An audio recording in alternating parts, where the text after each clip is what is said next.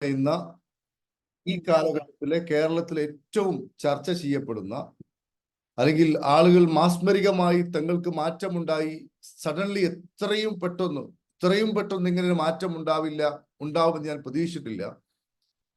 അതുപോലെ തന്നെ വർഷങ്ങളായി നീണ്ടുനിന്ന എൻ്റെ മാനസികമായ ആകുലതകളും വ്യാകുലതകളും ഒക്കെ നിമിഷ നേരം കൊണ്ട് മഞ്ഞുപോലെ ഒരുങ്ങിപ്പോയി. അതുപോലെ തന്നെ മനസ്സിൽ ഒരുപാട് ടെൻഷനുകളും ഒരുപാട് പ്രശ്നങ്ങളും പേറിയാണ് ഞാൻ ജീവിച്ചിട്ടുണ്ടായിരുന്നത്. എല്ലാം എവിടെ പോയി എന്നറിയില്ല. മനസ്സിന് എന്തെന്നില്ലാത്തൊരു സമാധാനം ലഭിച്ചു, എന്തെന്നില്ലാത്തൊരു ശാന്തി ലഭിച്ചു, എന്തെന്നില്ലാത്തൊരു സുഖം ലഭിച്ചു എന്നൊക്കെ നൂറുകണക്കിന് അല്ലെങ്കിൽ ആയിരക്കണക്കിന് ആളുകൾ എല്ലാ ദിവസവും നമ്മുടെ പ്ലാറ്റ്ഫോമുകളിൽ അവരുടെ അനുഭവങ്ങൾ പങ്കുവെക്കുന്നത് നിങ്ങൾ കേട്ട് കാണും. അപ്പൊ എന്താണ് ഈ ഒരു ടൂൾ? ഇതുമായി ബന്ധപ്പെട്ട് കുറെ ക്ലാസ്സുകൾ ഞാൻ ചെയ്തിട്ടുണ്ട്, അതെല്ലാം യൂട്യൂബിൽ ഉണ്ടാവും, അതെല്ലാവരും കേൾക്കണമെന്ന് മാത്രം പറഞ്ഞുകൊണ്ട് നമുക്ക് ഇന്ന് ഇതുമായി ബന്ധപ്പെട്ട് അല്പം ചില കാര്യങ്ങൾ സംസാരിക്കാം. ആദ്യമായി ഞാൻ പറയുന്നു, നമ്മൾ പൂർണ്ണമായിട്ട് ഇത് കേൾക്കണം. നമ്മുടെ മനസ്സ് ഇത് പഠിക്കുവാൻ വേണ്ടി ഒരുങ്ങിയിരുന്നിട്ടില്ല എങ്കിൽ ഒരു സംശയവുമില്ല, നമുക്ക് ആ സംഭവം ലഭിക്കില്ല. ഏതൊരു കാര്യവും നമ്മുടെ ബ്രെയിൻ പിടിച്ചെടുക്കണമെങ്കിൽ നമുക്കത് വേണം എന്ന് നമ്മുടെ ബ്രെയിന് ബോധ്യമുണ്ടാവണം.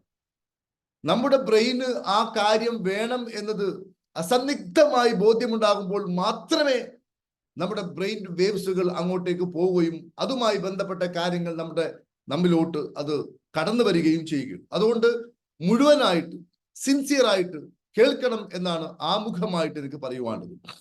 അപ്പോ ഇമോഷണൽ ഫ്രീഡം ടെക്നിക്സ് എന്ന് പറയുമ്പോൾ നമുക്ക് എല്ലാവർക്കും അറിയാം, ഓരോ മനുഷ്യനും ഓരോ പ്രവൃത്തി ചെയ്തതിന്റെ പിന്നിലും ഒരു വൈകാരികത ഉണ്ടാവും, ഒരു ഇമോഷൻ ഉണ്ടാവും. ഒരു ഇമോഷൻ ഇല്ലാതെ ഒരു മനുഷ്യന് ഒന്നും ചെയ്യുവാൻ സാധ്യമല്ല. അപ്പൊ ഒന്നുകൂടി പറഞ്ഞാൽ, ഓരോ ദിവസവും ഓരോ വ്യക്തിയും കടന്നു പോയിക്കൊണ്ടിരിക്കുന്നത് ഓരോ വ്യത്യസ്ത അനുഭവങ്ങളിലൂടെയാണ്. ഏതെങ്കിലും രൂപത്തിലുള്ള ഒരു അനുഭവമില്ലാതെ ഒരു മനുഷ്യനും ഒരു ദിവസവും കടന്നു പോകുന്നില്ല. ഇപ്പൊ നിങ്ങൾക്ക് ലഭിക്കുന്ന ഒരു അനുഭവം, ഉദാഹരണമായിട്ട് നിങ്ങളെ എല്ലാവരും ആദരിക്കുന്നു, ബഹുമാനിക്കുന്നു, നിങ്ങൾക്ക് ഒരു മെഡൽ കിട്ടി, അല്ലെങ്കിൽ ഒരു ഫസ്റ്റ് ക്ലാസ് കിട്ടി, അല്ലെങ്കിൽ റാങ്ക് കിട്ടി, അല്ലെങ്കിൽ നിങ്ങളുടെ കല്യാണമാണ്, അതല്ലെങ്കിൽ നിങ്ങളുടെ കുട്ടിക്ക് MBBS അഡ്മിഷൻ കിട്ടി, അതും അല്ലെങ്കിൽ ഏതെങ്കിലും രൂപത്തിലുള്ള പോസിറ്റീവായ ഒരു സംഭവം നിങ്ങൾക്ക് ലഭിച്ചു കഴിഞ്ഞാൽ അന്ന് നിങ്ങൾ വളരെയധികം സന്തുഷ്ടരായിരിക്കും. ആളുകൾ നമ്മളെ എന്താ പറയുക, അപ്രിഷിയേഷൻ നടത്തും, എന്തെന്നില്ലാത്ത അതിരുകളില്ലാത്തൊരു സന്തോഷം. അതേപോലെ തന്നെ അതിന് നേരെ വിപരീതമായിട്ടുള്ള ചില ദിവസങ്ങൾ ഉണ്ടാവും, ചില നിമിഷങ്ങൾ ഉണ്ടാവും. അന്ന് ഒരുപക്ഷെ നമുക്ക് ഒരുപാട് നഷ്ടങ്ങൾ ഉണ്ടായേക്കാം, അതല്ലെങ്കിൽ നമ്മൾ ചെയ്യാത്ത ചില കുറ്റത്തിന് നമ്മളെ ആരെങ്കിലും ആക്ഷേപിച്ചിട്ടുണ്ടാവാം, അതുമല്ലെങ്കിൽ നമുക്ക് എന്താ പറയാ, ചില ദിവസങ്ങളെ കുറിച്ച് പറയാറില്ലേ, ഒരു കറുത്ത ഞായറാഴ്ച എന്ന് പറഞ്ഞ പോലെ വളരെ മോശമായ ഒരു അനുഭവത്തിലൂടെ നമ്മൾ കടന്നു പോയിട്ടുണ്ടാവും. അപ്പോ ശ്രദ്ധിക്കേണ്ട കാര്യം എന്താ ചോദിക്കുകയാണെങ്കിൽ, നമ്മുടെ ജീവിതത്തിൽ ഉണ്ടാകുന്ന ഓരോ കുഞ്ഞു അനുഭവം മുതൽ ഭീമാകാരമായ അനുഭവം വരെ യാതൊരു വ്യത്യാസവുമില്ലാതെ ഇതിനെല്ലാം നമ്മുടെ അകത്ത് ഒരു എഫക്റ്റ് സംഭവിക്കുന്നുണ്ട് എന്നതാണ് ഏറ്റവും പരമപ്രധാനമായിട്ടുള്ള സത്യം. നമ്മുടെ ഉള്ളിൽ ഏതനുഭവം, ഇത് സന്തോഷമാവട്ടെ, ദുഃഖമാവട്ടെ, എന്തുമാവട്ടെ, അതിന് നമ്മുടെ ഉള്ളിൽ കല്ലിൽ കൊത്തിവെച്ചതുപോലെ ഒരു അനുഭവമായിട്ട് അതവിടെ ക്രിയേറ്റ് ചെയ്യപ്പെടുന്നു. അത് ക്രിയേറ്റ് ചെയ്യപ്പെടുക മാത്രമല്ല, അതിനൊരു ചിത്രം കൂടി ഉണ്ടാവുന്നു. ഉദാഹരണമായിട്ട് നമ്മൾ സാമ്പത്തികമായി തകർന്നടിയുന്ന ഒരു അവസ്ഥയാണെങ്കിൽ, ആ സാമ്പത്തികമായി തകർന്നടിഞ്ഞ ഒരു അവസ്ഥ നമ്മുടെ മനസ്സിൽ ഉല്ലേഖനം ചെയ്യുന്നത് ആ ചിത്രവുമായിട്ടാണ്. അതായത് തകർന്നടിഞ്ഞ് ആളുകൾ നമ്മൾ ആക്ഷേപിക്കുന്ന, പണമില്ലാത്ത, പ്രയാസമുള്ള, പ്രതിസന്ധിയുള്ള ആ ചിത്രത്തോടു കൂടി അത് നമ്മുടെ ഉപബോധ മനസ്സിൽ കൃത്യമായിട്ട് കടക്കുന്നു. ഏത് നിമിഷവും, ഈ പണത്തിന്റെ കാര്യമാവട്ടെ, ബന്ധങ്ങളുടെ കാര്യമാവട്ടെ, ഇപ്പൊ ഭാര്യയും ഭർത്താവും തമ്മിൽ എന്തെങ്കിലും ഇഷ്യൂ ഉണ്ടായി, പലപ്പോഴും നമുക്കറിയാം കുടുംബത്തിലൊക്കെ ഉള്ള ഇഷ്യൂ എന്ന് പറഞ്ഞാൽ നോവലിന് സമാനമാണ്. എന്താ നോവലിന്റെ പ്രത്യേകത? നമ്മളൊരു നോവൽ വായിച്ച് തുടങ്ങുന്ന സമയത്ത് ഒരു പ്രത്യേക അനുഭവത്തിലൂടെ ആയിരിക്കും തുടങ്ങുക. അവനും അവളും എന്താ പറയാ, ഒരു പർച്ചേസിന് വേണ്ടി പോയി, അമ്മ വീട്ടിലൊറ്റക്ക്, ഇങ്ങനെ ആയിരിക്കും തുടങ്ങുക. പിന്നെ കഥ തുടങ്ങുമ്പോൾ വേറെ രൂപത്തിലൂടെ ആയിരിക്കും പോവുക. പക്ഷെ ഈ പർച്ചേസിന് പോയത് എന്തിനാണ്, അമ്മ ഒറ്റയ്ക്ക് എന്തിനാണ് എന്നതൊക്കെ പക്ഷേ നോവലിന്റെ നടുവിലോ അല്ലെങ്കിൽ അവസാനത്തിലോ ഒക്കെ ആയിരിക്കും ഉണ്ടാവുക, അതിന്റെ ബാക്കി ഉണ്ടാവുക. അത് സിനിമയാണെങ്കിലും അങ്ങനെ തന്നെ. ഇതുപോലെ ഓരോ ദിവസങ്ങളിലും ജീവിതത്തിൽ സംഭവിച്ചുകൊണ്ടിരിക്കുന്ന ഓരോ കൊച്ചു കൊച്ചു വർത്തമാനങ്ങൾ, അത് മോശമായ രൂപത്തിലോട്ട് മാറി, അത് അങ്ങോട്ടും ഇങ്ങോട്ടും ആക്ഷേപത്തിലോട്ട് മാറി. ഇതെല്ലാം ഓരോ വാക്കും അനുവിടാതെ അങ്ങോട്ടും ഇങ്ങോട്ടും പരസ്പരം സൂക്ഷിച്ച്, ഇന്ന് പറഞ്ഞതിന്റെ ബാക്കി നാളെ, നാളെ ബാക്കി അടുത്ത ദിവസം, അല്ലെങ്കിൽ കഴിഞ്ഞ മാസത്തിന്റെ ഒരു ഫയൽ ബാക്കി അതിർത്ത്, അതായത് ഒന്നും വിട്ടുകളയാതെ മനസ്സിന്റെ ഉള്ളിൽ സൂക്ഷിച്ചുകൊണ്ട് നരകത്തിൽ ജീവിക്കുന്ന ചില ആൾക്കാരുണ്ട്. അപ്പോ ഞാൻ പറയുന്നത്, സാമ്പത്തികമാവട്ടെ, കുടുംബപരമാവട്ടെ, അതല്ലെങ്കിൽ വേറെ ഏതെങ്കിലും രൂപത്തിൽ വ്യക്തിപരമാവട്ടെ, ആരോഗ്യകരമാവട്ടെ, ഏതുമാവട്ടെ, ഇത്തരം കാര്യങ്ങളെല്ലാം നമ്മുടെ ഉള്ളിൽ യാതൊരു വ്യത്യാസവും ഇല്ലാതെ, യാതൊരു എന്താ പറയുക, അതിന്റെ ഇമോഷൻസിന് കുറവോ കൂടുതലോ ഇല്ലാതെ കൂടാം. അത് സൂക്ഷിച്ച് നമ്മൾ അതിനെ ഇങ്ങനെ തലോലിച്ച് പോകുമ്പോ അത് കൂടാം.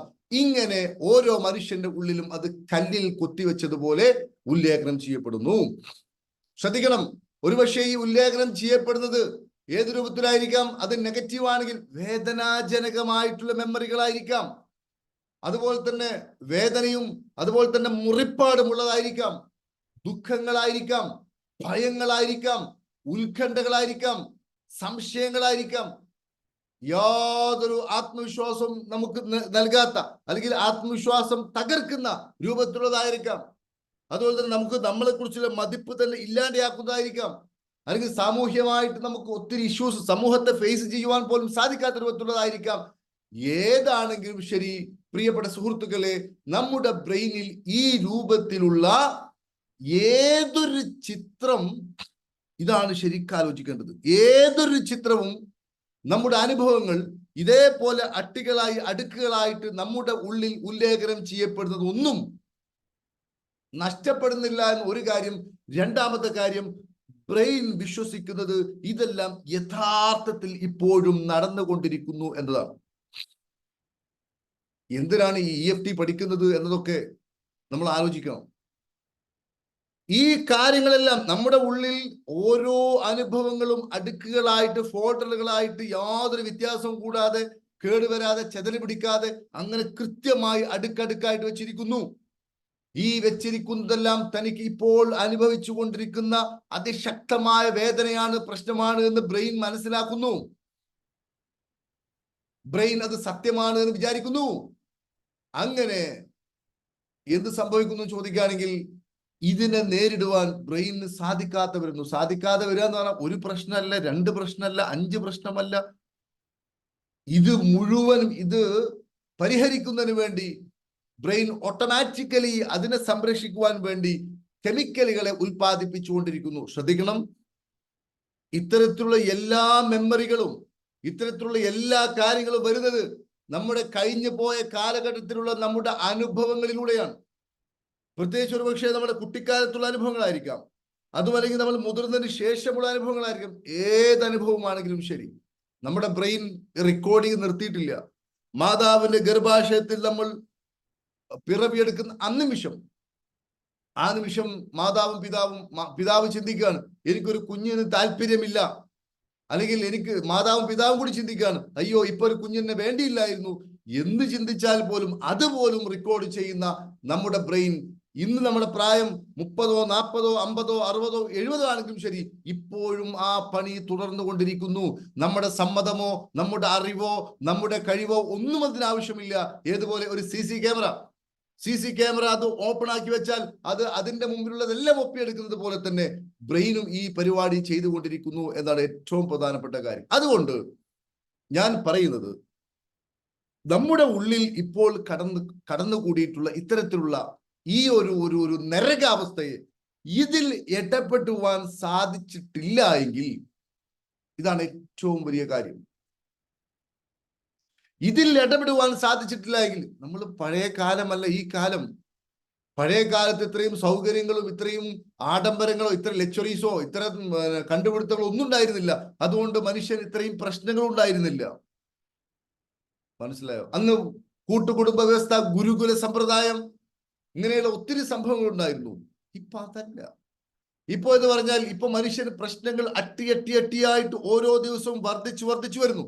സാങ്കേതിക വിദ്യകളും കുടുംബപരമായിട്ടുള്ള എന്താ പറയുക, ന്യൂക്ലിയർ ഫാമിലിയും എന്ന് വേണ്ട ഓരോ മേഖലയും ഒത്തിരി ഒത്തിരി ഇഷ്യൂസുകൾ സമ്മാനിച്ചുകൊണ്ടിരിക്കുകയാണ് ചെയ്യുന്നത്. അപ്പൊ ഞാൻ പറയുന്നത്, ഈ കാലഘട്ടത്തിൽ നമ്മുടെ മനസ്സിനെ ഈ രൂപത്തിൽ അഴിച്ചു വിട്ടു കഴിഞ്ഞാൽ സംഭവിക്കുവാൻ വേണ്ടി പോകുന്നത് ഇതെല്ലാം സത്യമാണ് എന്ന് ബ്രെയിൻ വിചാരിക്കുകയും എപ്പോഴും നമ്മുടെ മനസ്സിൽ മുറിവിൽ മുളക് പുരട്ടിയ ഒരു അവസ്ഥയിലൂടെ കടന്നു പോവുകയും ചെയ്യും. എന്നിട്ട് ഇയാൾ സ്വയം ഇത് അനുഭവിക്കുന്നു. എന്തിനാ അനുഭവിക്കുന്നത്? ഇങ്ങനെയൊക്കെ അനുഭവിച്ചാൽ നാളെ എനിക്ക് എന്തെങ്കിലും സമാധാനം കിട്ടുമെന്ന് അയാൾ വിചാരിക്കുന്നത്. അതെങ്ങനെ കിട്ടുക? ഇന്നിന്റെ തുടർച്ചയല്ലേ നാളെ? ഇന്നിന്റെ തുടർച്ചയല്ലേ നാളെ? ഇന്നില്ലാത്തത്, ഇന്ന് നിങ്ങൾ മത്തൻ വള്ളി നട്ടിട്ടില്ല, നിങ്ങൾ വിചാരിക്കുന്ന എന്താ? നിങ്ങൾ മത്തൻ വള്ളിയെ കുറിച്ച് ഇങ്ങനെ ആലോചിച്ചുകൊണ്ടിരിക്കുകയാണ്. നാളെ നിങ്ങൾക്ക് എങ്ങനെ മത്തൻ കിട്ടും? കിട്ടില്ല. ഇന്നിന്റെ തുടർച്ചയാണ് നാളെ. മനസ്സിലായില്ലേ? അപ്പോ പ്രിയപ്പെട്ട സുഹൃത്തുക്കളെ, ഞാൻ പറയുന്നത്, ഓരോ മനുഷ്യന്റെ ഉള്ളിലും ബ്രെയിൻ എന്ത് ചെയ്യുന്നു എന്ന് ചോദിക്കുകയാണെങ്കിൽ, ഇന്നുള്ള ഈ മെമ്മറീസിനെ കൈകാര്യം ചെയ്യാൻ വേണ്ടി, ഈ ഭീഷണിയെ കൈകാര്യം ചെയ്യാൻ വേണ്ടി ഹോർമോൺസിനെ പ്രൊഡ്യൂസ് ചെയ്യുന്നു. ശ്രദ്ധിക്കണം. ഈ ഹോർമോണുകൾ, ഉദാഹരണമായിട്ട് ഈ ഹോർമോൺ പ്രൊഡ്യൂസ് ചെയ്യുമ്പോൾ യഥാർത്ഥത്തിൽ ഈ സംഭവങ്ങളൊന്നും ഇപ്പോൾ നിലവിലില്ല. നിങ്ങളെ ഒരു ഡോഗ് ഓടിക്കുന്നു എന്ന് വെക്കുക. നിങ്ങളെ ഒരു ഡോഗ് ഓടിക്കുകയാണെങ്കിൽ തീർച്ചയായിട്ടും നിങ്ങളെ ഹോർമോൺ റിലീസ് ചെയ്താൽ അതുകൊണ്ട് ഗുണമുണ്ട്. തീർച്ചയായിട്ടും നിങ്ങൾക്ക് ഓടാനുള്ള കരുത്തുണ്ടാവും. PT ഉഷയെ പോലും തോൽപ്പിക്കുന്ന കരുത്തൊരു പക്ഷെ ആ സമയത്ത് കിട്ടും. പക്ഷെ ഇപ്പൊ നിങ്ങൾ ഡോഗ് ഓടിക്കുന്നില്ലല്ലോ, യഥാർത്ഥത്തിൽ അങ്ങനെ ഇല്ലല്ലോ. അപ്പൊ അവിടെ സംഭവിക്കുന്നത്, നമ്മൾ ഒറിജിനലായിട്ട് അനുഭവിക്കുമ്പോൾ ഉള്ള സെയിം ആയിട്ടുള്ള ഒരു സംഭവം തന്നെ ബ്രെയിൻ ഉൽപ്പാദിപ്പിക്കുന്നത് കൊണ്ട് അതിനെ നേരിടാൻ അല്ലെങ്കിൽ ഓടേണ്ട കാര്യമില്ലാത്തത് കൊണ്ട് ഈ ഹോർമോണുകളെല്ലാം നമ്മുടെ ആന്തരിക ബാഹ്യ അവയവങ്ങളിൽ കെട്ടിക്കിടക്കുന്നു. ഇതാണ് ഏറ്റവും മാരകപരമായിട്ടുള്ള ഒരു കാര്യം. അതവിടെ കെട്ടിക്കിടക്കുന്നു. കെട്ടിക്കിടന്നിട്ട് വെറുതെ കെട്ടിക്കിടക്കൂല. അതവിടെ കെട്ടിക്കിടക്കുമ്പോൾ അവിടെ സംഭവിക്കുന്ന ഏറ്റവും മാരകമായ ഒരു കാര്യം, ബ്രെയിനെ സംബന്ധിച്ചിടത്തോളം ഈ പട്ടാളക്കാർ ഇറങ്ങിക്കഴിഞ്ഞാൽ, ഈ ഹോർമോൺ ഇറങ്ങിക്കഴിഞ്ഞാൽ ഊർജം മുഴുവനും അതിന് ചെലവഴിക്കാൻ വേണ്ടി കൊടുക്കണം. അപ്പൊ നമ്മൾ ഡൈജഷൻ മര്യാദയ്ക്ക് നടക്കില്ല. നമ്മുടെ അസുഖങ്ങൾ മാറുവാനുള്ള നമ്മുടെ ഇന്റേണൽ ഇമ്മ്യൂണിറ്റി വർദ്ധിക്കില്ല. നമ്മൾ ഏതൊക്കെ രൂപത്തിൽ നമുക്ക് ബോഡിക്ക് സെൽഫായിട്ട് ഒരു കറേജ് അല്ലെങ്കിൽ ഒരു ഹെൽത്ത്, ഒരു ഇമ്മ്യൂണിറ്റി പവർ, സെൽഫ് പ്രൊട്ടക്ഷൻ വേണോ? ഇതൊന്നും നടക്കില്ല. കാരണം ബ്രെയിന്റെ ഏകദേശ ഊർജം മുഴുവനും ഈ ഹോർമോൺസിന് ഏതെങ്കിലും ഒരു വൈക്കാക്കുവാനുള്ള ഒരു ശ്രദ്ധയിലായിരിക്കും. അങ്ങനെ വരുമ്പോൾ എന്ത് സംഭവിക്കും? ഈ വ്യക്തിയുടെ ഇമ്മ്യൂണിറ്റി പവർ കുറയുകയും ഈ വ്യക്തി അധികം വൈകാതെ എന്ന് പറഞ്ഞാൽ വളരെ സമീപ ഭാവിയിൽ ഈ ഹോർമോണുകൾ ഒരുപക്ഷെ ചില മുഴകളായിട്ട് പ്രത്യക്ഷപ്പെട്ടേക്കാം, ചിലപ്പോൾ ഉറക്കമില്ലായ്മയായിട്ട് പ്രത്യക്ഷപ്പെട്ടേക്കാം. അതേപോലെ തന്നെ ഈ ഹോർമോണുകളുടെ അതിപ്രസരം കൊണ്ട് ശരീരത്തിലുള്ള ഈ അനാവശ്യമായിട്ടുള്ള, ഒരിക്കലും ആവശ്യമില്ലാതെ ബ്രെയിൻ അത് ശരിയാണെന്ന് വിചാരിച്ചുകൊണ്ട്, തനിക്ക് ഒരു പ്രൊട്ടക്ഷൻ ആവശ്യമാണ് ഇപ്പോൾ എന്ന് വിചാരിച്ചുകൊണ്ട്, ഒരുപക്ഷെ 10 വർഷം മുമ്പ് കഴിഞ്ഞു പോയിട്ടുള്ള ഒരു അനുഭവമായിരിക്കും ബ്രെയിനിനെ സംബന്ധിച്ചിടത്തോളം അതിൽ സേവ് ചെയ്തിട്ടുണ്ടെങ്കിൽ അത് ഇപ്പോൾ സംഭവിക്കുന്നു എന്ന രൂപത്തിലാണ് ബ്രെയിൻ പ്രവർത്തിക്കുക. അപ്പൊ അതിനു വേണ്ടിയിട്ട്, അതിൽ നിന്ന് സംരക്ഷണം ലഭിക്കുവാൻ വേണ്ടിയിട്ട് ബ്രെയിൻ ഹോർമോണുകളെ റിലീസ് ചെയ്യുന്നു. എത്ര മാരകമാണ്! ഒറ്റ കാര്യം പ്രിയപ്പെട്ടവരെ, ഞാനും നിങ്ങളും എല്ലാം ജീവിക്കുന്നത് ഈ പറയപ്പെട്ട പോലെ ബ്രെയിനിൽ ഉള്ള ഈ പിക്ചറിന്റെ മുകളിലാണ്. അല്ലെങ്കിൽ കഴിഞ്ഞ കാലങ്ങളിൽ ഉള്ള അനുഭവങ്ങൾ ഏതൊക്കെ നമ്മുടെ ബ്രെയിനിൽ അട്ടിയായിട്ട് സേവ് ചെയ്ത് വെച്ചിട്ടുണ്ടോ, ഈ ഓർമ്മകൾക്ക് മുകളിലാണ് ഞാനും നിങ്ങളും ഒക്കെ ജീവിച്ചുകൊണ്ടിരിക്കുന്നത്. Yes or no? Please type yes or no. ഓരോ വ്യക്തിയും ജീവിച്ചുകൊണ്ടിരിക്കുന്നത് കഴിഞ്ഞ കാല മെമ്മറി ആൻഡ് ഇമോഷൻസിന്റെ മുകളിലാണ്. Yes or no? Please type. Can you agree with me? ഒന്ന് ടൈപ്പ് ചെയ്ത്. ഓരോരുത്തരും ജീവിച്ചുകൊണ്ടിരിക്കുന്നത് ഈ കഴിഞ്ഞ കാല ഓർമ്മകളിലൂടെയാണ് എന്നതിന് യാതൊരു സംശയമില്ല. ഒന്ന് ടൈപ്പ് ചെയ്ത്. Very good.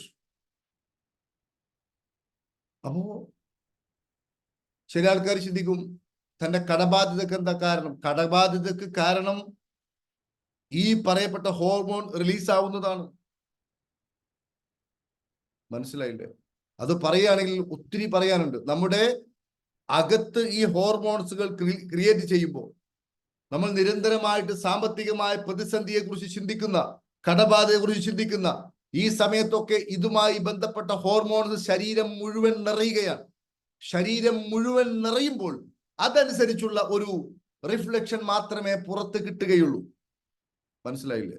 അപ്പൊ നമ്മുടെ അകത്ത് മുഴുവൻ കടത്തിന്റെ ഈ കെമിക്കലുകളാണ് നമ്മുടെ ഇന്റേണൽ ഓർഗൻസിൽ, പ്രത്യേകിച്ച് ഓട്ടോണമസ് നെർവസ് സിസ്റ്റം എന്ന് പറയും.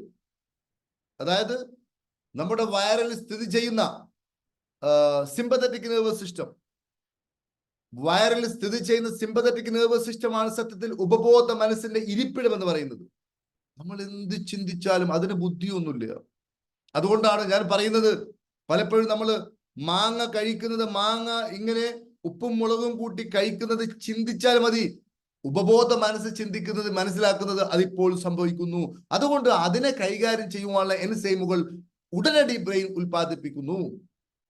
അതുകൊണ്ട് പ്രിയപ്പെട്ട സുഹൃത്തുക്കളെ, ഞാൻ പറയുന്നത്, ഓരോ വ്യക്തിയും ഇതേപോലുള്ള നൂറുകണക്കിനുള്ള മെമ്മറിയുടെ മുകളിൽ ഇങ്ങനെ ജീവിച്ച് ബ്രെയിൻ ഇങ്ങനെ നിരന്തരമായിട്ട് കെമിക്കലുകളെ സൃഷ്ടിച്ചുകൊണ്ടിരിക്കുന്നു. മനസ്സിലായോ?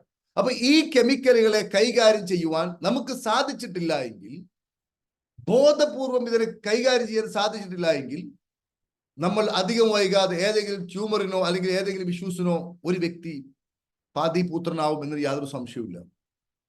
അപ്പോ എന്തിനാണ് EFT എന്ന് ചോദിക്കുകയാണെങ്കിൽ, അപ്പൊ ഞാൻ ആദ്യം തന്നെ പറഞ്ഞു, ഒത്തിരി ആളുകൾ അനുഭവങ്ങൾ പറഞ്ഞത് എന്താണ്?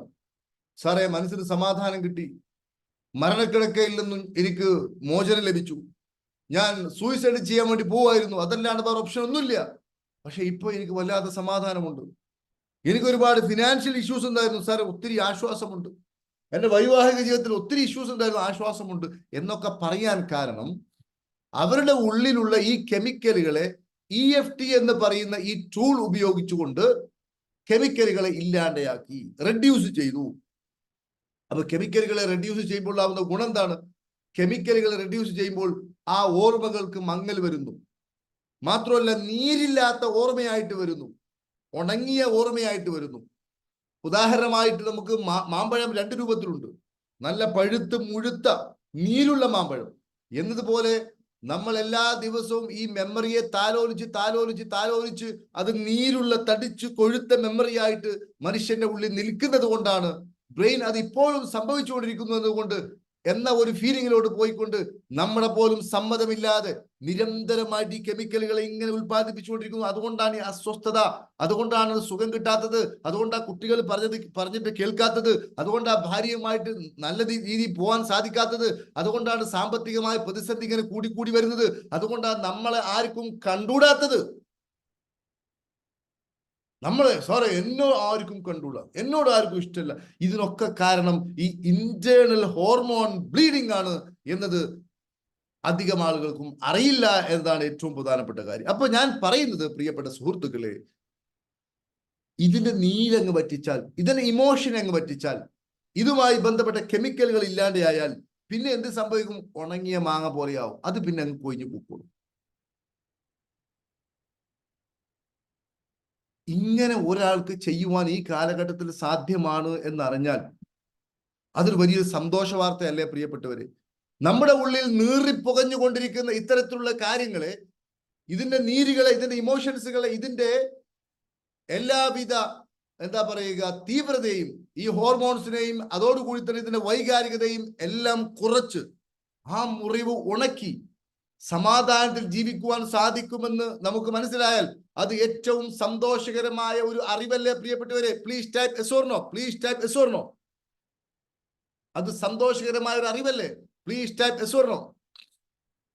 ഒന്ന് ടൈപ്പ് ചെയ്തേ. ഒരു സംശയമില്ല, അതിന് സാധ്യമാണ്. ഞാൻ പറയുന്നത് ബോധപൂർവം ഇങ്ങനെ ഒരു യുദ്ധക്കളം എൻ്റെ അകത്തുണ്ട് എന്നും, ഇതാണ് എൻ്റെ എല്ലാ ഇഷ്യൂസിനും കാരണമെന്നും, അതല്ലാതെ അയൽക്കാരനല്ല, ഇവനല്ല, ഇവളല്ല, ഞാൻ തന്നെയാണെന്നും, എന്റെ സമ്മതമോ അറിവൊരു പക്ഷെ ഉണ്ടായിക്കോണമെന്നില്ല, ബോധപൂർവം സമ്മതിച്ചിട്ടുണ്ടാവില്ല. എന്നാൽ ബോധപൂർവമോ അബോധപൂർവമോ എന്റെ കൺസെന്റ് ഇല്ലാതെ ഒരാളും എന്റെ ഏരിയയിൽ വരില്ല എന്ന അവയർനെസ്സോട് കൂടി ഈ മെമ്മറിയിൽ, ഈ വൈകാരികതകളിൽ, ഈ ഹോർമോണുകളിൽ ഒരു വ്യക്തിക്ക് ഇടപെടുവാൻ സാധിക്കുകയാണെങ്കിൽ അയാളുടെ ജീവിതം തെളിഞ്ഞ് തളർത്തു വരുന്നതായിട്ട് കാണാൻ പറ്റും. അയാൾക്ക് എപ്പോഴും ഒരു സന്തോഷം, എപ്പോഴും അദ്ദേഹത്തിന് ആത്മവിശ്വാസം ഉണ്ടാവും, അദ്ദേഹത്തിന് എപ്പോഴും അദ്ദേഹത്തിന്റെ കാഴ്ചപ്പാട് മാറും. ഞാൻ ഇതുവരെ വിചാരിച്ചിരുന്നത് ഇതായിരുന്നു, അയ്യോ ദൈവമേ ഇതല്ല ഇതാണല്ലേ എന്ന രൂപത്തിൽ അദ്ദേഹത്തിന്റെ കാഴ്ചപ്പാട് മാറ്റം വരും. അദ്ദേഹത്തിന് ഊർജ്ജസ്വലത ഉണ്ടാവും. മനസ്സിന് എല്ലാം കൂടി കുട്ടിക്കിണങ്ങിയിരിക്കില്ല. ഒരു വ്യക്തത ഉണ്ടാവും. എന്ത് ചെയ്യണം, എങ്ങോട്ട് പോകണം, എന്ത് തീരുമാനിക്കണം, ആരുമായി കൂട്ടുകൂടണം, ആരൊക്കെ ഒഴിവാക്കണം. എല്ലാവരുമായിട്ട് കൂട്ടുകൂടാൻ പാടില്ല. ചില ആൾക്കാരെ നമ്മൾ എന്ത് ചെയ്യേണ്ടി വരും, വിട്ടുകളയേണ്ടി വരും. ഞാൻ കർണന്റെ ഉദാഹരണം എപ്പോഴും പറയാറുണ്ട്. കഴിവും പ്രാപ്തിയും ഉണ്ടായിട്ട് കാര്യമില്ല. ഒരുപക്ഷെ ചില ആളുകളെ നമ്മൾ മാറി നിൽക്കേണ്ടി വരും. അതിനർത്ഥം അവരെ വെറുക്കുക എന്നതല്ല. അവര് മാറി നിന്നാൽ ഒരുപക്ഷെ നമ്മളും അവരും രക്ഷപ്പെട്ടേക്കാം. അപ്പൊ അവരുടെ നന്മ ഉദ്ദേശിച്ചുകൊണ്ട്, നമ്മുടെ നന്മ ഉദ്ദേശിച്ചുകൊണ്ട് ചില ആളുകൾ നിന്ന് മാറി നിൽക്കേണ്ടി വരും. അതാരോടൊക്കെയാണ്, ആരോടൊക്കെ കൂട്ടുകൂടാം. അതുപോലെ തന്നെ ശാരീരികമായ വേദന, പ്രത്യേകിച്ച് ഒട്ടുമിക്ക വേദനകളുടെയും കാരണം പ്രിയപ്പെട്ടവരെ ഈ പറയപ്പെട്ട ഹോർമോൺസ് തന്നെയാണ്. അതുകൊണ്ടാണ് ഇപ്പൊ തന്നെ ഇവിടുന്ന് ഒരുപക്ഷെ പറയാൻ പറ്റും, എത്രയോ ആളുകൾക്ക് പറയാൻ പറ്റും, ഒരുപാട് കാലങ്ങളായി നീണ്ടുനിന്ന ശാരീരികമായ വേദന കുറഞ്ഞ ഏതെങ്കിലും ആൾക്കാർ ഒരാൾക്കുണ്ടെങ്കിൽ ഒന്ന് സംസാരിക്കാം. ഒരാൾക്ക്, അതായത് ഒത്തിരി ആൾക്ക് സംസാരിക്കുവാനുള്ള സമയമില്ല. ഒരാൾ പറയൂ, വേദന കുറഞ്ഞ, ശാരീരികമായ വേദന ഉണ്ടായിരുന്നു സർ, ഇപ്പോൾ എന്റെ വേദന ഒത്തിരി കുറഞ്ഞു, എനിക്കിപ്പോൾ വലിയ ആശ്വാസമാണ് എന്ന് പറയുവാൻ സാധിക്കുന്ന ഒരാൾക്ക് പ്രതികരിക്കാം. ഒന്നോ രണ്ടോ ആൾക്ക്. Please come to mic point. Mic on ആണ്. എനിവൺ? ശാരീരികമായ വേദന കുറഞ്ഞ ഒരാൾ സംസാരിച്ച് EFT ചെയ്തതിനു ശേഷം. കേൾക്കുന്നില്ല, പറയൂ. Hello sir. പറയൂ. നല്ല വേദന ഉണ്ടായിരുന്നു മുമ്പേ, മാറിയതാണ് EFT ചെയ്തേരെ. Very good, very good. വേദനകളൊക്കെ മാറി, ഒത്തിരി വേദന. ആ വേദനകളെ മാറി, ഫുള്ളായിട്ട് മാറിയെന്നല്ല, നല്ല സമാധാനമായി, നല്ല സുഖമായി. Very good, very good, very good.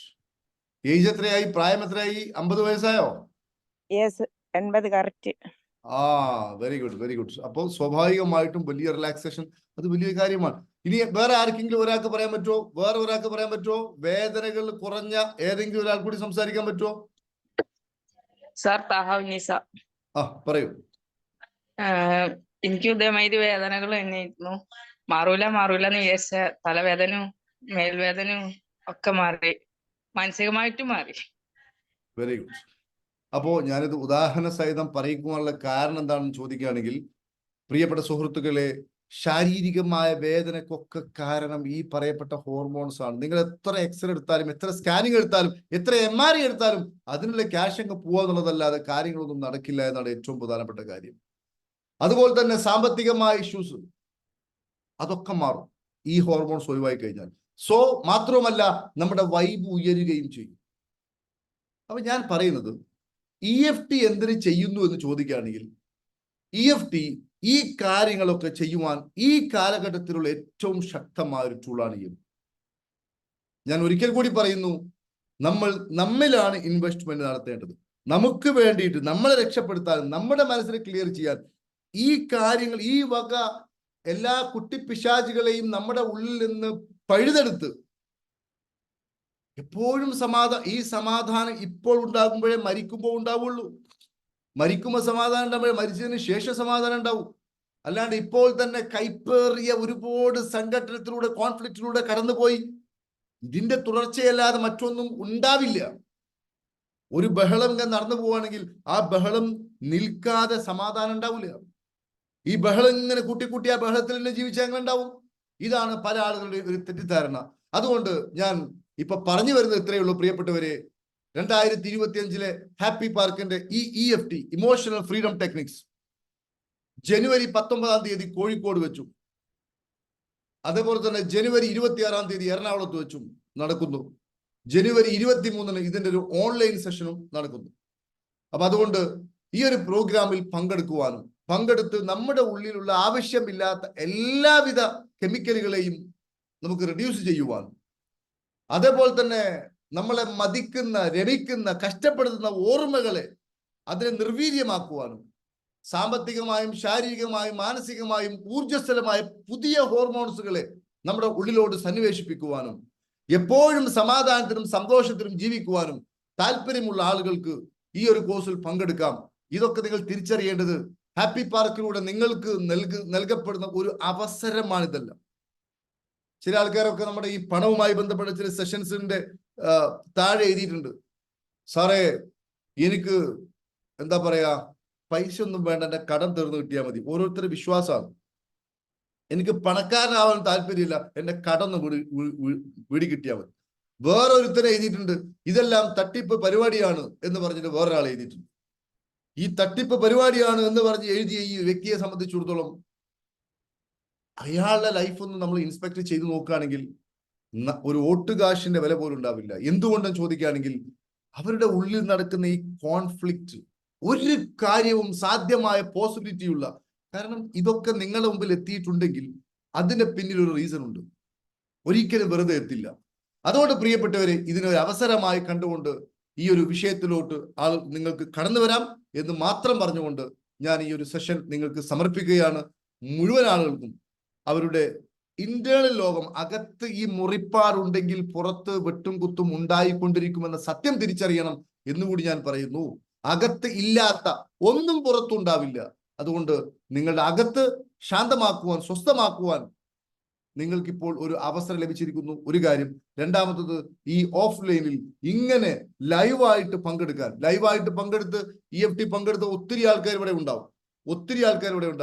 ഒന്ന് സംസാരിച്ച് ലൈവായിട്ട് പങ്കെടുത്തതിന് ശേഷം നിങ്ങളുടെ ലൈഫിൽ ഉണ്ടായിട്ടുള്ള ഏതെങ്കിലും രൂപത്തിലുള്ള അനുഭവങ്ങൾ ഒന്നോ രണ്ടോ സംസാരിക്കാം. ബട്ട് യു ഫീൽ പുതിയ ആൾക്കാർ സംസാരിക്കുന്നത് നന്നാവും. ലൈവായിട്ട് EFT പങ്കെടുത്തിട്ട് ഹാപ്പി ആയ ആൾക്കാർ ആരെങ്കിലും ഉണ്ടോ? ഒന്ന് പുതിയ ആൾക്കാർ സംസാരിച്ചാൽ നേരത്തെ ഓക്കെ, ഞാൻ ഓണാക്കിയിട്ടുണ്ട്. ആരും സംസാരിച്ചോളൂ. EFT പങ്കെടുത്തിട്ടുണ്ടോ? കോഴിക്കോട് വെച്ചിട്ട് അത് EFT അല്ല, അത് വേറെ പ്രോഗ്രാം. EFT വേറെ, അത് സാറിന് വരാനുണ്ട്. സാറ് ട്രഷർ ഉള്ളത് കൊണ്ട് സാറിന് അതിന് പേയ്മെന്റ് ഒന്നുമില്ല, പങ്കെടുക്കാൻ പറ്റും. ശരി, വേറൊരാൾ സംസാരിച്ചോളൂ. ഓക്കെ, സംസാരിച്ചോളൂ സാർ. ഗുഡ് മോർണിംഗ് എല്ലാവർക്കും നമസ്കാരം. EFTയുടെ ബേസിക്, അഡ്വാൻസ്, മാസ്റ്റർ എല്ലാ പ്രോഗ്രാമുകളും പങ്കെടുത്തിട്ടുണ്ട്. വളരെയധികം സന്തോഷം. ഞാൻ ഇതിനകത്ത് പങ്കെടുക്കുന്ന സമയങ്ങളിൽ എനിക്ക് ശരീരം മുഴുവൻ പല രീതിയിലുള്ള അസ്വസ്ഥതകൾ, കാണുന്ന എല്ലാ സ്ഥലങ്ങളിലും എവിടെ ചെന്നാലും വഴക്കുണ്ടാക്കുന്ന ഒരു പ്രകൃതം, അങ്ങനത്തെ എന്തൊക്കെയോ ഒരു വല്ലാത്തൊരു ഒരു വികൃത ജീവി എന്ന ആൾക്കാരൊക്കെ ഇങ്ങനെ പറയുന്ന ഒരു വ്യക്തിയായിരുന്നു ഞാൻ. അപ്പൊ അതിൽ നിന്നൊക്കെ ഒരു മാറ്റം വന്നിട്ട് ഇപ്പൊ എന്ത് പ്രശ്നങ്ങൾ എവിടെ എന്തൊക്കെ കണ്ടാലും അതെല്ലാം എന്നിലല്ല, എന്നെ സംബന്ധിക്കുന്ന സംഭവമല്ല എന്ന് എനിക്ക് മനസ്സിലാക്കാൻ പറ്റുന്നത് മാത്രമല്ല, എന്നാ നല്ല രീതിയിലുള്ള റിലാക്സിലാണ് പോയിക്കൊണ്ടിരിക്കുന്നത്. വളരെയധികം നന്ദിയുണ്ട് സാറേ, ഒത്തിരി നന്ദിയുണ്ട്. Thank you very much. Okay, വളരെ സന്തോഷം. ഇനി ഒരാൾ കൂടി സംസാരിക്കാം. ഞാനിപ്പോ ബഹ്റൈനിലാണ് ഉള്ളത്. സമയം 4 മണി കഴിഞ്ഞു. Very good. ശരി, ഇനി ഒരാൾക്ക് സംസാരിക്കാം. EFT പങ്കെടുത്ത ഒരാൾ കൂടി സംസാരിക്കാം. ഉറക്കെ സംസാരിക്കണം. കേൾക്കുന്നില്ല. അബൂക്കർ സാർ സംസാരിക്കുന്നുണ്ടോ? Good morning sir. Good morning.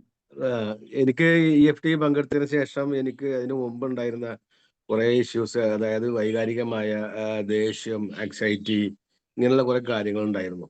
അതിനൊക്കെ കുറെ സമാധാനം കിട്ടി. എനിക്ക് വളരെ നല്ല ഒരു കാര്യമാണ് പങ്കെടുക്കുന്നത്. മനസ്സ് ശാന്തമായില്ലേ സാർ? അതെ, മനസ്സ് ശാന്തമായി. മറ്റേ എന്തെങ്കിലും സംസാരിക്കുമ്പോഴോ പിടിക്കുമ്പോഴൊക്കെ നമുക്ക് ദേഷ്യം വന്നിരുന്നു. അതൊക്കെ ഒരു സമാധാനമായി. നമുക്ക് ഒരു പരിഹാരം തന്നെയാണ് EFT. ഓക്കെ, ശരി, വളരെ സന്തോഷം. അപ്പൊ ഇനി ഈ 19-ാം തീയതി പങ്കെടുക്കാൻ താല്പര്യമുള്ള ആളുകൾക്ക് ഇപ്പോൾ തന്നെ അവർക്ക് ഒന്ന് രജിസ്ട്രേഷൻ നടത്താം. അവർ ചെയ്യുന്ന അവരിൽ തന്നെ ചെയ്യുന്ന ഏറ്റവും വലിയൊരു പുണ്യകർമ്മമാണ് ഇത് തിരിച്ചറിയുക. സോ മുഴുവൻ ആൾക്കും നന്ദി അറിയിക്കുന്നു. ഒന്ന് സാറേ അതിന്റെ ഡീറ്റെയിൽസ് ഒന്ന് പറഞ്ഞു കൊടുത്തോളൂ സാർ. Thank you.